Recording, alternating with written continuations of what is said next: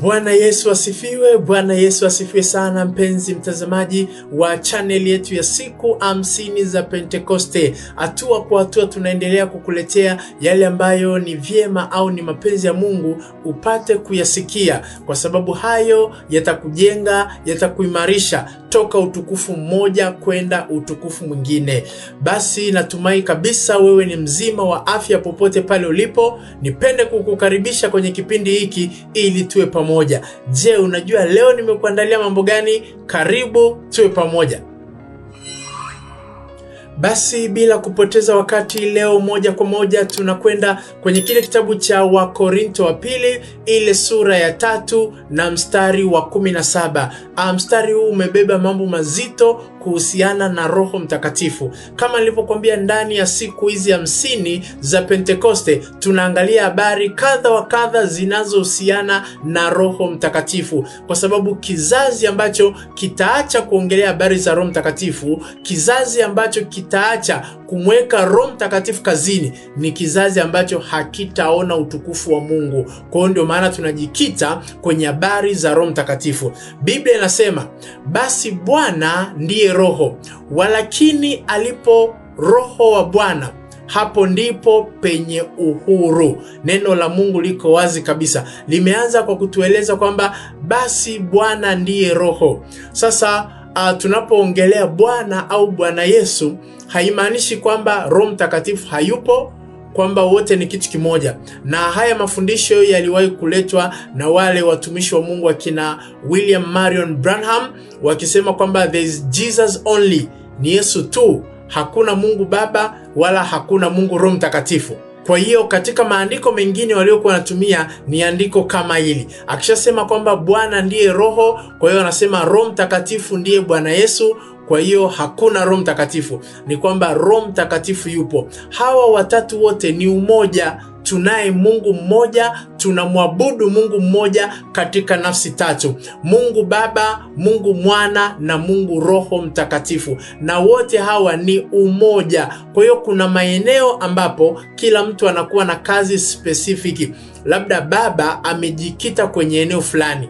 Mwana tunamuona yeye alikuja akazaliwa akafa msalabani. Huwezi ukasema Roho Mtakatifu alikufa msalabani, hapana. Kwa hiyo na Roho Mtakatifu ana kazi zake na eneo lake, lakini kuna zile sifa za pamoja.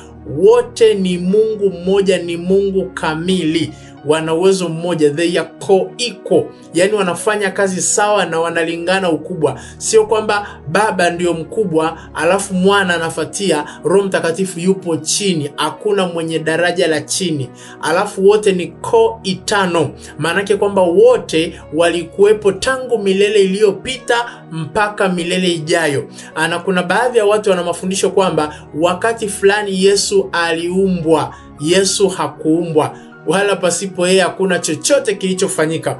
Kwa hiyo walikuwepo tangu milele iliyopita na wataendelea kuwepo hata milele ijayo. Kwa hiyo wote ni umoja. Sasa andiko kama linatuambia kwamba basi Bwana ndiye Roho, lakini akaendelea kuzungumza kitu fulani kwamba walakini alipo Roho wa Bwana. Kumbe ni Roho wa Bwana. Bwana anaye Roho. Na hata sehemu nyingine kwenye kitabu cha Matendo ya Mitume, Roho Mtakatifu ameitwa Roho wa Kristo. Kwa hiyo anaweza akaitwa Roho wa Mungu au Roho wa Bwana au Roho wa Kristo, na maneno kadhaa mbalimbali ambayo yametumika kwenye Biblia. Lakini siku ya leo nataka tujikite hapa kuhusiana na jambo la Roho Mtakatifu, kwamba alipo huyo Roho wa Bwana, alipo Roho Mtakatifu, hapo ndipo penye uhuru. Ili neno uhuru ni neno zito kabisa, ni neno lenye nguvu. Hapo ndipo penye uhuru. Yaani unajua kuna uhuru ule wa kujua kwamba Roho Mtakatifu yuko pamoja na wewe, hata kuacha wala hata kupungukia. Katika vipindi vilivyopita tulijaribu kuangalia na kuna wale watu wengine wana mafundisho kwamba ukitenda dhambi tu kidogo Roho Mtakatifu anaondoka.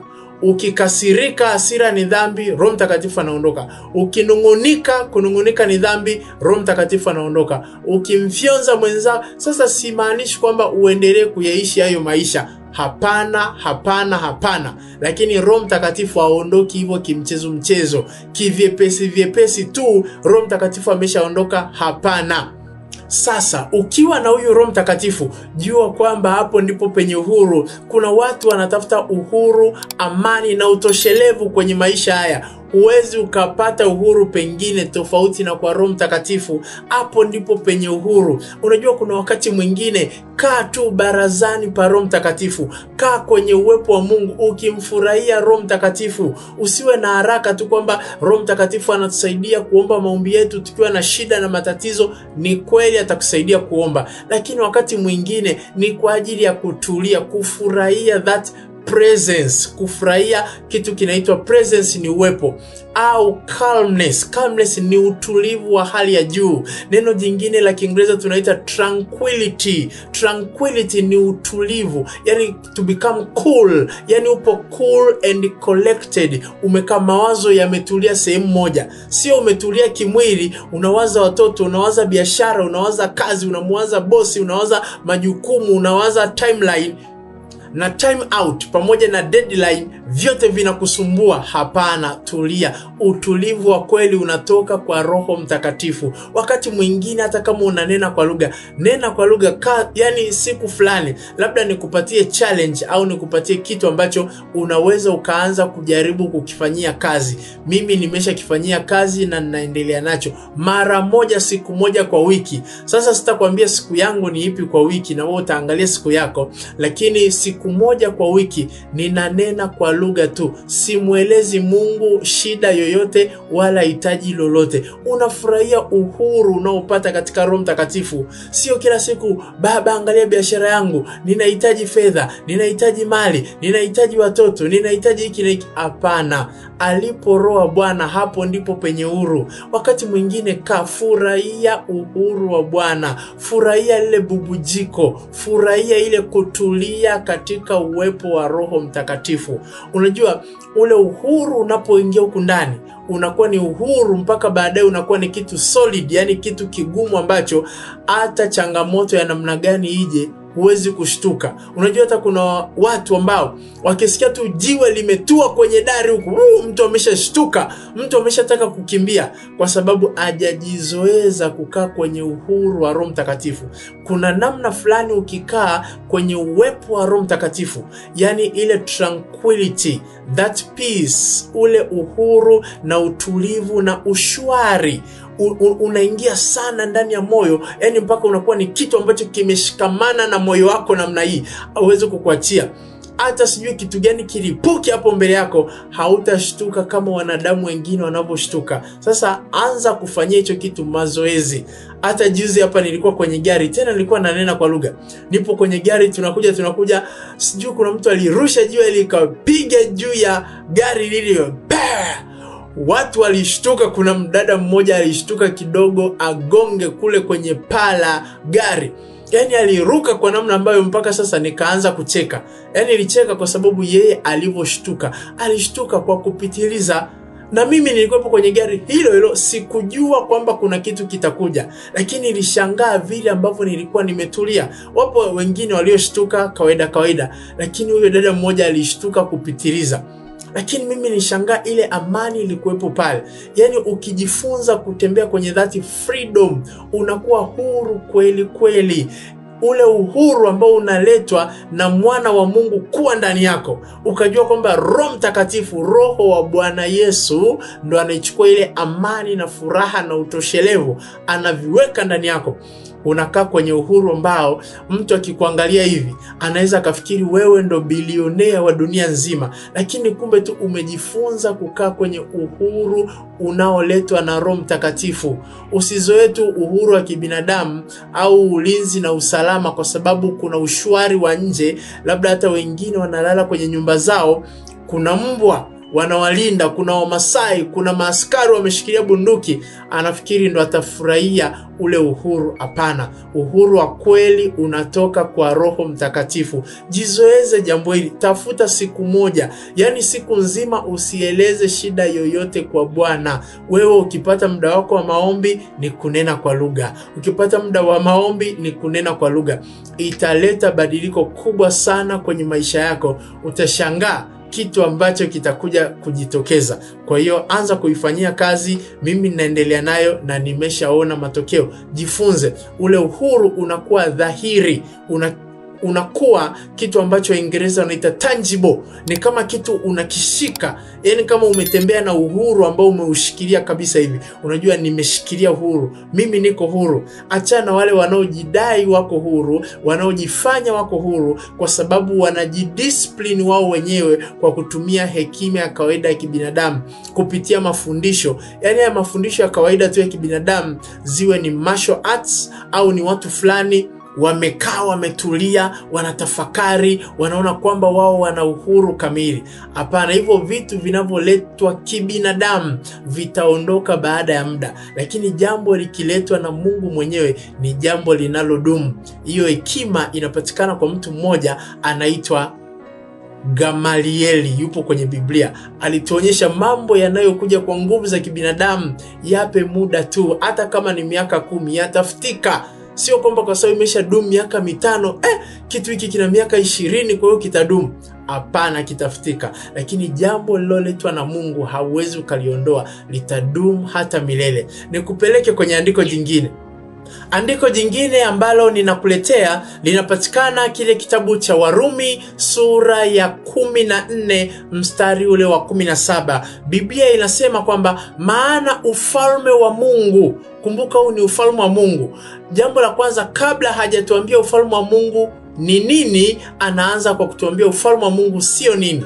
Kwa hiyo Biblia inasema maana ufalme wa Mungu si kula wala kunywa, bali ni haki, jambo la kwanza, na amani, jambo la pili, na furaha katika Roho Mtakatifu. Unaona, Biblia inatuambia katika Roho Mtakatifu. Sawa, Biblia ingeweza ikatuambia katika Mungu kwa sababu ameshaita ni ufalme wa Mungu, lakini kwa maksudi kabisa ameonyesha kwamba ni katika Roho Mtakatifu. Roho Mtakatifu ndiye anayefanya haya mambo yote yaweze kutokea. Kwa hiyo kuna watu huenda wanakula vizuri, huenda kuna watu wanakunywa vizuri, wanafikiri hayo ndo maisha, lakini kama huna Roho Mtakatifu hauwezi ukafurahia. Usione tu watu, unaona kwenye mitandao ya kijamii watu wanajiposti, watu wanajionyesha kwamba wao wenyewe wanaishi maisha mazuri. Kwa hiyo wakienda out, wanaenda beach, wanaenda kwenye mahoteli makubwa, kwenye klabu, wapi na wapi, wanapiga picha alafu wanaposti Instagram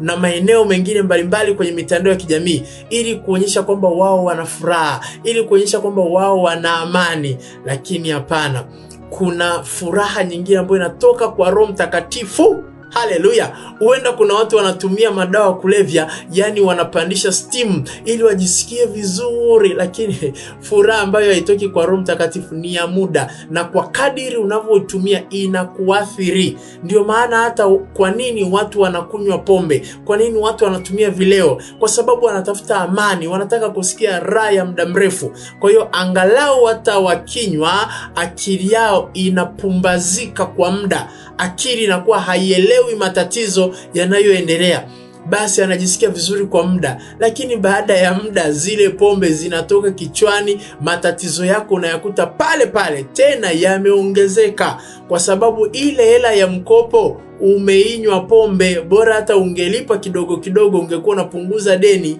lakini umeenda kuinywa, kwa hiyo deni linaongezeka, inabidi ufanye kazi zaidi na utadaiwa zaidi. Lakini hapa kuna vitu vingine vinavyotoka kwa Roho Mtakatifu. Biblia inatuambia kwamba ufalme wa Mungu ni nini? Jambo la kwanza ni haki. Sio haki ya kujihesabia wewe mwenyewe, no. Ni haki inayotoka kwa Roho Mtakatifu. Unajua, ukijihesabia haki, hiyo ni picha ya roho ya dini. Roho ya dini inakufanya unajihesabia haki na wewe unajisikia kama vile ni mtakatifu fulani hivi. Hapana, wewe inabidi umwamini Roho Mtakatifu kukuhesabia haki. Yeye ndiye anayejua kazi ambayo Kristo aliifanya pale msalabani ili wewe uweze kuwa haki ya Mungu katika Kristo Yesu. Acha kujihesabia haki mwenyewe. Iko haki inayotoka msalabani. Roho Mtakatifu anaweza akaileta, akaigongomelea kwenye moyo wako, ukajua wewe ni mwenye haki. Sio kwa matendo yako mema, no. Haki hii inayotajwa hapa katika Roho Mtakatifu haihusiani na matendo yako mema au haitokani na matendo yako mema. Inaweza ikazaa matendo mema, lakini haki msingi wake haipo kwako wewe. Msingi wake ni kazi aloifanya Kristo pale msalabani. Wewe unafaidi matokeo ya kile ambacho Kristo amekifanya pale msalabani. Lakini jambo la pili ni amani. Kama nilivyokuambia, kuna kitu kinaitwa amani na furaha, peace and joy, amani na furaha. Hivi vinatoka kwa Roho Mtakatifu, na ukivipata huo ndo uhuru wa kweli. Unajua wapo watu wanatumia mahela, mabilioni kwa matrilioni kutafuta amani.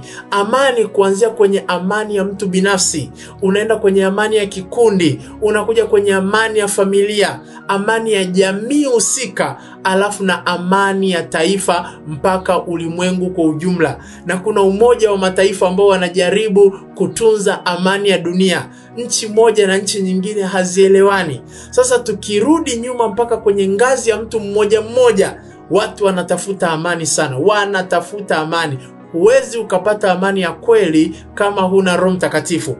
Wenda ukajaribu kujiridhisha kwa vitu vya muda mfupi ambavyo vitakupatia furaha, ambavyo utafikiri vitakuletea amani, lakini amani ya kweli hautaipata. Amani ya kweli inapatikana kwa Bwana Yesu. Umwamini yeye. Yeye ndiye ataleta amani ya kweli katika maisha yako. Haleluya. Na amani hiyo imeambatana na furaha. Na furaha, unajua furaha ambayo inaanzia ndani ya moyo ina thamani kuliko ile furaha ya kuonyesha tu kwenye uso. Kuna watu wengine wanaweka tabasamu kwa nje, wanaonyesha na meno hivi. Yaani wanajaribu kuonyesha kwamba wamefurahi, lakini ukweli ni kwamba ndani ya mioyo yao kuna vidonda. Ndani ya mioyo yao inavuja damu. Wanakumbuka walivyoumizwa, wanakumbuka waliofanyiwa mambo ambayo hawastahili, wasingefanyiwa, lakini ndio hivyo yameshajitokeza. Kwa hiyo mtu anatembea na huzuni na sikitiko, lakini Yesu kupitia Roho Mtakatifu alituletea amani na furaha. Na hiyo amani unaweza ukaipata. Ndio maana nakwambia tafuta muda, kaa unanena kwa lugha tu. Tafuta siku, yani hiyo ifanye kila wiki, kwamba kwenye wiki husika nitatoa siku fulani, sitapeleka matatizo, sitamwambia Mungu shida yoyote nilionayo. Tangu asubuhi ukitaka kuomba unanena kwa lugha mpaka jioni. Yaani utashangaa maisha yako yatabadilika. Utashangaa amani na furaha na haki na utoshelevu ambao utaupata, hautaamini maisha yako. Hivyo ndivyo ambavyo tunaishi, sio kwa nguvu. Neno la Mungu lasema kwamba si kwa nguvu wala kwa uweza, bali ni kwa Roho wangu, asema Bwana. Mkabidhi Roho Mtakatifu. Mwambie Roho Mtakatifu, nimekuja barazani kwako, nimekuja kufurahia uhuru unaotoka kwako. Nimekuja kufurahia haki, amani na furaha vinavyotoka kwa Roho Mtakatifu. Sasa na hapa Biblia ikasema hivyo vinavyotoka kwa Roho Mtakatifu ndo vinaitwa ufalme wa Mungu. Kuna watu wanategemea kwamba waje waukute ufalme wa Mungu mbinguni. Hapana. Lakini ukiwa hapa duniani umejaa Roho Mtakatifu, ukafurahia uhuru, ukafurahia haki, ukafurahia amani na furaha ya Roho Mtakatifu, huo ndo ufalme wa Mungu. Sio habari ya kula makuku na machipsi na mapilao na makachumbari na nyama za kila aina. No, hapana. Ni Roho Mtakatifu kwanza. Ukishakuwa na Roho Mtakatifu, hivyo vingine havina shida. Kama ukitaka nyama utakula, hivi vingine utakula tu. Lakini jambo la kwanza ni amani ya moyo, ni utoshelevu wa ndani, ni lile pumziko la ndani. Lakini wengi wanakataa hilo pumziko, ndo Yesu sasa alikuja kulileta. Na kwa kadiri unaponena katika Roho Mtakatifu, ndivyo ile amani na furaha na uhuru unavozidi kuongezeka. Sasa kwa siku ya leo ninapomalizia, natamani ni kuombea jambo hili, ili furaha ya Roho Mtakatifu, ili amani ya Roho Mtakatifu iweze kuambatana na wewe katika kila hatua ya maisha yako. Basi naomba nikuombee. Mungu wangu na Baba yangu, katika jina la Yesu Kristo, wewe ni Mungu mkuu, ni Mungu mwema, ni Mungu mwenye upendo, ni Mungu ambaye amejaa utoshelevu wote. Nami ninawaombea wote ambao wanasikiliza kipindi hiki kutokea popote pale walipo. Bwana Yesu, amani yako ikawafunike. wafunike, amani yako ikawazingire. Biblia imeshatuambia ufalme wa Mungu si kula wala kunywa. Ukaondoe akili na fikra na fahamu za watazamaji hawa kwenye kula na kunywa tu, lakini Bwana ukaziweke fikra na fahamu zao kwenye mambo ya msingi zaidi, ambao ni haki, amani na furaha katika Roho Mtakatifu. Roho Mtakatifu, ninaomba ukawafunulie kwamba haki yao haitokani na matendo yao, bali haki yao inatoka kwako. Wewe ndiwe Jehova Sidkenu, Bwana haki yetu, na wewe ndiwe haki ya ukweli, ambao ulichukua makosa na dhambi na uovu wote ukazigongomelea pale msalabani, ili haki yako iweze kupata nafasi katika mioyo yetu. Roho Mtakatifu, ninaomba ukatusaidie, ukatuketishe barazani pako. Amani yako inayovuka akili, amani yako inayovuka fahamu zote, ikatuhifadhi mioyo na akili zetu siku zote za maisha yetu. Natamka furaha ya kweli. Huenda wapo wanaotafuta furaha katika ndoa zao, wanatafuta furaha kwenye familia zao, wanatafuta furaha kwenye kazi, kwenye majukumu, kwenye huduma walizonazo, wanaona kama vile imekuwa mwiba, lakini natamka furaha ya Roho Mtakatifu ikapate kuwahudumia katika jina la Yesu Kristo, katika jina la Yesu Kristo. Natamka amani ya kweli na furaha ya Roho Mtakatifu zikapate kuwahudumia katika jina la Yesu Kristo, na itakuwa furaha siku zote za maisha yao. Kilio na mauti na misiba na kusononeka havitasikiwa kwao, bali kelele za shangwe na furaha, sio kwa sababu wameona tu mambo mema, lakini kwa sababu Roho Mtakatifu upo ndani yao siku zote za maisha yao. Ni katika jina la Yesu Kristo ninaomba uhuru wa Roho Mtakatifu ukatawale maisha yao, maana popote alipo Roho wa Bwana, hapo ndipo penye uhuru. Amen. Amen, amen, amen. Basi na mimi namtukuza Bwana Yesu kwa ajili yako katika siku njema ya leo tena ambayo ametupatia. Tumejifunza neno hili. Nikutakie uhuru wa Kristo, amani, furaha na haki katika Roho Mtakatifu viambatane na wewe siku zote za maisha yako. Kwa siku ya leo ulikuwa pamoja nami Pastor Joseph Mtasa kutoka kanisa la Rema Outreach Church, na Mungu wangu akubariki sana. Kwa heri.